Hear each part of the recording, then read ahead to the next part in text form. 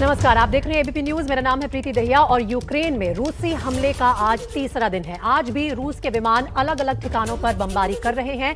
इस बीच वहां भारतीयों को घर लाने की तैयारी तेज हो गई है।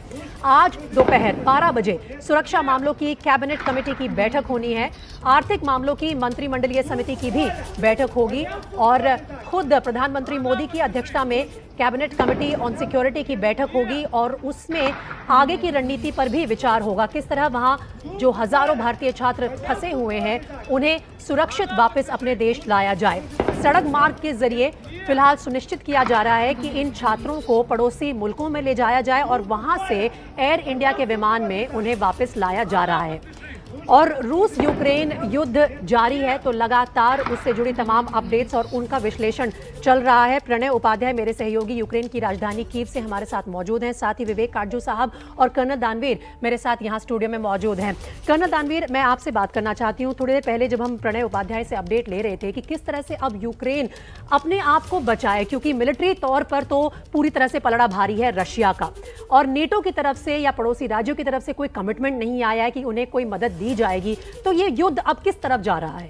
देखिए, अगर इस युद्ध के ऊपर नजर डालें और इसको प्योर मिलिट्री स्ट्रेटजी के पॉइंट ऑफ व्यू से देखें तो पुतिन ने जो ऑफेंसिव किया है बहुत ही लाइटनिंग स्पीड से किया है और उसका मुद्दा बड़ा क्लियर था कि जो इस पूरी लड़ाई का सेंटर ऑफ ग्रेविटी है उसको कमज़ोर कर दिया जाए, उसको घेरे में ले लिया जाए। और यही कार्रवाई उसने 24 से 48 घंटे के अंदर अचीव कर ली। उसने हेलीबॉर्न असॉल्ट्स करे, उसने मल्टीपल डायरेक्शन से एरियल एनवेलपमेंट और पिंसर मूवमेंट से पूरे इलाके को घेर लिया। That is Kyiv, that is the centre of gravity.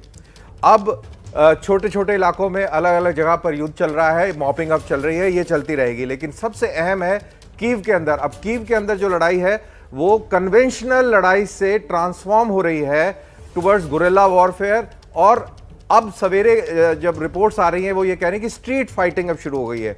Street fighting जब शुरू होती है तो एक बहुत ही डेंजरस फेज होता है अर्बन वॉरफेयर के अंदर। इसके अंदर बहुत भारी कैजुअलिटीज हो सकती हैं और इसका रेफरेंस यहां पे देना चाहेंगे क्योंकि चाहे वो रशियंस हो चाहे वो यूक्रेनियंस हो, इन सब की एक शेयर्ड मेमोरी है। दैट इज लेनिनग्राड और स्टेलिनग्राड का सीज इन 1942, जिसके अंदर तकरीबन 2 मिलियन से ज्यादा लोगों की मौतें हुई थी। और ये कोई आसान फेज नहीं है, बहुत ही खतरनाक फेज है और ये बहुत लंबा भी ड्रॉ कर सकता है। इसीलिए पुतिन ये कह रहे हैं, पुतिन ये चाहते हैं कि जल्दी जल्दी वार्ता हो और ये कहानी सेटल हो। लेकिन दूसरी तरफ दानवीर, पुतिन ने तो ये भी कह दिया है कि जो मिलिट्री टेक ओवर अगर हो जाए कीव में, उन्हीं के जो मिलिट्री चीफ हैं, आर्मी चीफ हैं, उनके द्वारा, तो ये वॉर और जल्दी खत्म हो जाएगी। लेकिन वो कोई सोल्यूशन तो नहीं है। आप बात करें कि इन सब की शेयर्ड मेमोरी है। 1945 की तस्वीरें भी आज के अखबारों में छपी हुई हैं और वो मिलती जुलती हैं 2022 की तस्वीरों से। किस तरफ जा रहा है विश्व इस युद्ध के चलते, इस सब के बारे में चिंता करेंगे, चर्चा करेंगे। हमारे सारे विशेषज्ञ हमारे साथ लगातार बने हुए हैं।